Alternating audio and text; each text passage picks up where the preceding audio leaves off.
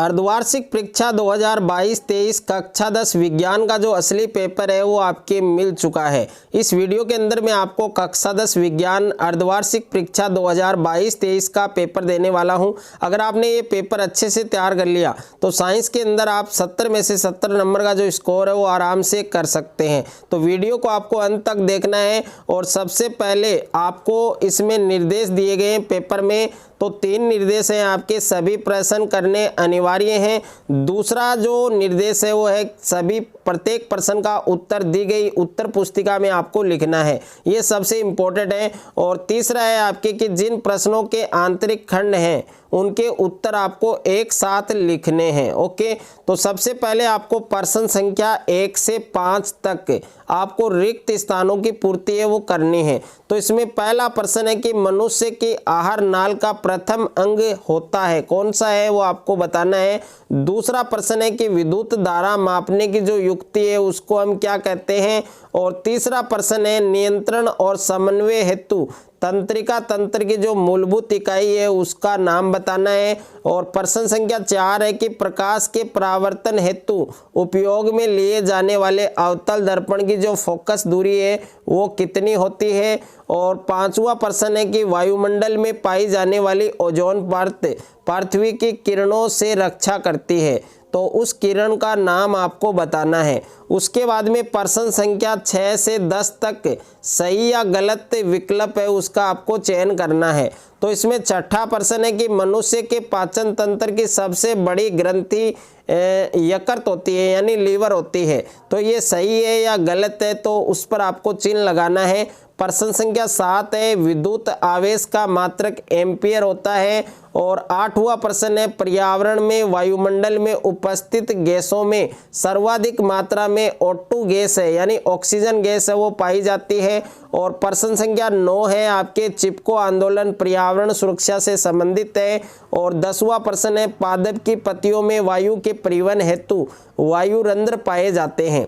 उसके बाद में नेक्स्ट है आपके प्रश्न संख्या 11 से 15 तक आपको सही विकल्प का चयन करना है यानी बहुविकल्पिक क्वेश्चन है, मल्टीपल चॉइस क्वेश्चन है। तो इसमें प्रश्न संख्या 11 है कि पर्यावरण दिवस कब मनाया जाता है।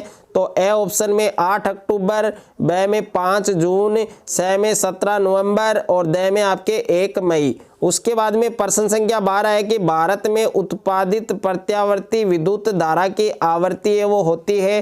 तो ए ऑप्शन में 50 हर्ट्ज और ब में आपके 60 हर्ट्ज और स में आपके 70 हर्ट्ज और द में आपके 80 हर्ट्ज। तो इसका सही उत्तर है वो आपको बताना है। उसके बाद में प्रश्न संख्या 13 है कि प्रबल अम्ल और प्रबल क्षार को मिलाने पर होने वाली अभिक्रिया है वो कहलाती है। तो ए ऑप्शन में आपके उदासीनीकरण, ब में आपके विस्थापन और स में आपके ऑक्सीकरण और द में आपके अपचयन। उसके बाद में प्रश्न संख्या 14 है आपके कि उत्सर्जन तंत्र की क्रियात्मक और संरचनात्मक इकाई है वो क्या कहलाती है। तो ए ऑप्शन में आपके नेफ्रॉन, ब में आपके न्यूरॉन, स में आपके पेरिकार्डियम और द में आपके सभी। तो इसमें कौन सा ऑप्शन आपका सही होगा वो आपको बताना है। प्रश्न संख्या 15 है आपके वायुमंडल में पाई जाने वाली ओजोन गैस का जो रासायनिक सूत्र है वो क्या होगा।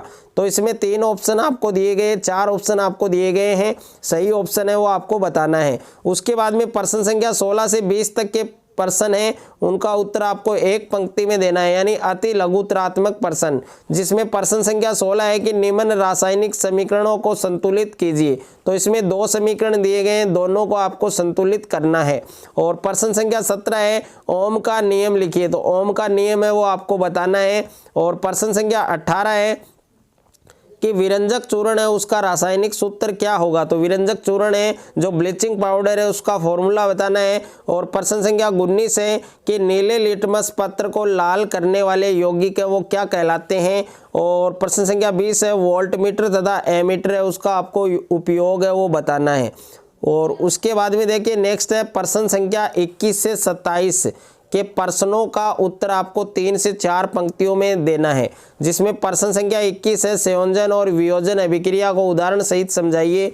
और प्रश्न संख्या 22 है पीएच स्केल क्या है, यानी पीएच स्केल की परिभाषा आपको लिखनी है। और प्रश्न संख्या 23 है CaCO3 यानी कैल्शियम कार्बोनेट का जलीय विलयन बनाने पर बनने वाले पैतृक अम्ल व क्षार है वो कौन कौन से होंगे। यदि इस विलयन में अम्ल अधिक मात्रा में मिला दिया जाए तो बनने वाले विलयन की पीएच है वो क्या होगी।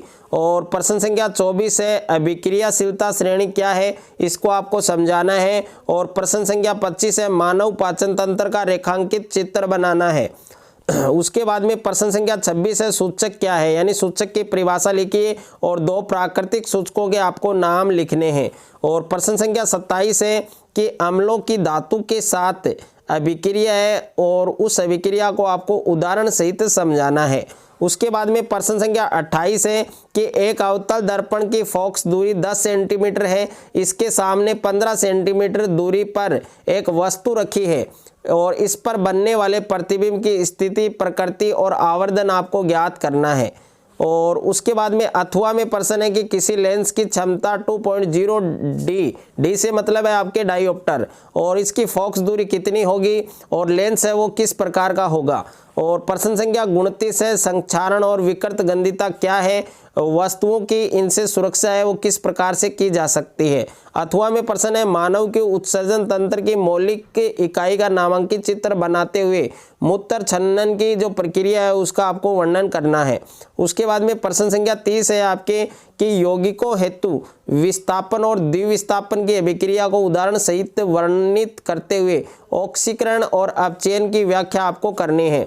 अथवा में प्रश्न है निम्न प्रश्नों का उत्तर दीजिए, जिसमें पहला प्रश्न है मानव में तंत्रिका तंत्र का नामांकित चित्र बनाना है।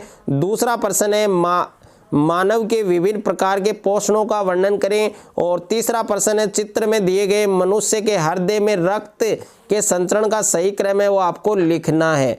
तो ये कंप्लीट पेपर मैंने आपको इस वीडियो के अंदर दिया है। वीडियो को आपको ज़्यादा से ज़्यादा बच्चों के साथ शेयर करना है, वीडियो को ज़्यादा से ज़्यादा लाइक करें। चैनल पर आप नए हैं तो चैनल को आप सब्सक्राइब कर लीजिए, साथ में नोटिफिकेशन बेल को प्रेस कर लीजिए ताकि कक्षा 10 से संबंधित कोई भी वीडियो आपसे मिस ना हो। वीडियो को ज़्यादा से ज़्यादा बच्चों के साथ शेयर करना है।